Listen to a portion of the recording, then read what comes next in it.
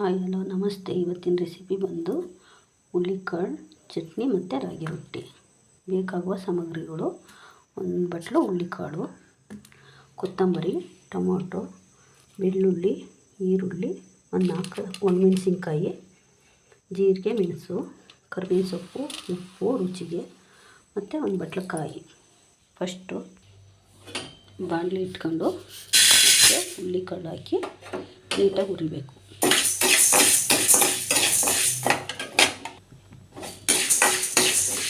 ಈ ಥರ ಹುಳ್ಳಿಕಾಳು ಹುರಿಬೇಕು. ಮತ್ತು ಅಷ್ಟರೊಳಗೆ ಹುಳ್ಳಿಕಾಳು ಹುರಿಯೋಷ್ಟರೊಳಗೆ ಟೊಮೊಟೊನ ಈ ಥರ ಗ್ಯಾಸ್ ಮೇಲೆ ಇಟ್ಕೊಂಡು ಬೇಯಿಸ್ಕೋಬೇಕು. ಇಲ್ಲದೆ ಕೆಂಡ ಇದ್ದರೆ ಕೆಂಡ ಖಾರ ಹಾಕೋಬೋದು. ಇಷ್ಟು ಹುರಿದಾದ್ಮೇಲೆ ಮೆಣಸಿನ್ಕಾಯಿ ಕೆಡೋಣ.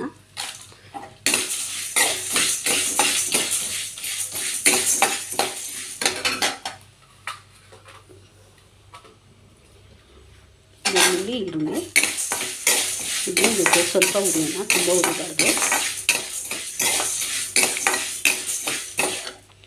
ಅಷ್ಟರೊಳಗೆ ಟೊಮೊಟೊ ನೀಟಾಗಿ ಈ ಥರ ಸುಟ್ಕೋಬೇಕು.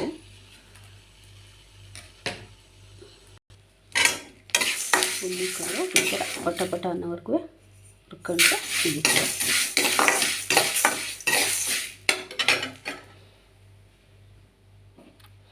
ಟೊಮೊಟೊನೂ ಸುಟ್ಟಾಗಿದೆ, ಅದು ತಣ್ಣಗಾಗಿದೆ. ಇವಾಗ ಟೊಮೊಟೊನ ಸುಟ್ಟಾದಮೇಲೆ ನೀರಲ್ಲಿ ತೊಳ್ಕೊಂಡ್ರೆ ಈ ಥರ ಸಿಪ್ಪೆ ಎಲ್ಲ ಹೋಗುತ್ತೆ. ಟೊಮೊಟೊ ಹಾಕಿದ್ಮೇಲೆ ಕೊತ್ತಂಬರಿ, ಜೀರಿಗೆ, ಮೆಣಸು, ಕರಿಬೇವು, ಕಾಯಿ ಮತ್ತು ಹುರಿದಿದ್ವಲ್ಲ ಕಾಳು, ಇದನ್ನು ನೈಸಾಗೆ ರುಬ್ಬಬೇಕು. ಇಷ್ಟು ನೈಸ್ ಇರಬೇಕು. ಇವಾಗ ಚಟ್ನಿ ರೆಡಿಯಾಗಿದೆ. ರಾಗಿ ರೊಟ್ಟಿಗೆ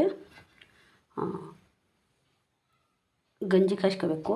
ಒಂದು ಸ್ವಲ್ಪ ರಾಗಿ ಹಸಿಟ್ಟು ಹಾಕ್ಕೊಂಡು ಉಪ್ಪು ಹಾಕ್ಕೊಂಡು ಗಂಜಿ ಕಾಯ್ಸ್ಕೊಂಡು ಅದಕ್ಕೆ ಹಸಿಟ್ಟು ಹಾಕಿ ಬಿದ್ದಬೇಕು. ನೀಟಾಗಿ ಗಟ್ಟಿಗಿರಬೇಕು ಹಿಟ್ಟು.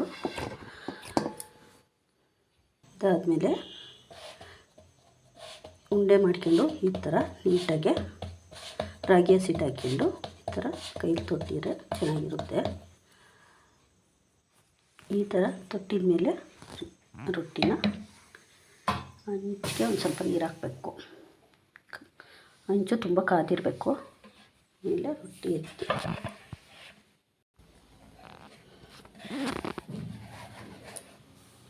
ಈ ಥರ ಹಂಚಿ ಮೇಲೆ ಹಾಕಬೇಕು. ನೆಕ್ಸ್ಟು ಈ ಥರ ಇರುತ್ತೆ.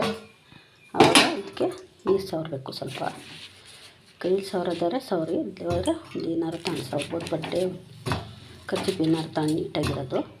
ಈ ಥರ ನೀಟಾಗಿ ನೀರು ಸವರ್ಕೊಂಡು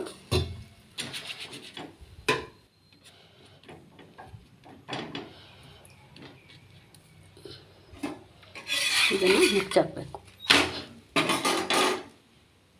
ಮುಚ್ಚಾಕಿದ್ಮೇಲೆ ಚೆನ್ನಾಗಿ ಬೀಗಲಿ. ನೀವು ನೀಟಾಗಿ ಗಂಜಿ ಕಾಸಿ ನೀಟಾಗಿ ಕಸಿಟ್ಟು ನೀಟಾಗಿ ಇಟ್ಟಿದ್ರೆ ಈ ಥರ ಉಪ್ಕೊಂಡಂಗೆ ಬರ್ತಾವೆ ರೊಟ್ಟಿ. ತುಂಬ ಚೆನ್ನಾಗಿರುತ್ತೆ. ಡಯಟ್ ಮಾಡೋರಿಗೆ ಮತ್ತು ಇದು ಎಣ್ಣೆ ಯಾವುದೂ ಇಲ್ಲ, ಎಣ್ಣೆ ಹಾಕೋಂಗಿಲ್ಲ.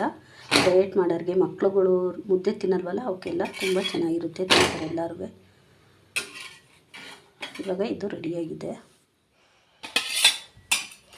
ಹುಳ್ಳಿಕಾಳು ಚಟ್ನಿ ಮತ್ತು ರಾಗಿ ರೊಟ್ಟಿ ತುಂಬ ಟೇಸ್ಟಿಯಾಗಿರುತ್ತೆ. ಒಂದು ಸಲ ಮಾಡ್ಕೊಳ್ಳಿ, ಟ್ರೈ ಮಾಡಿ. Thank you.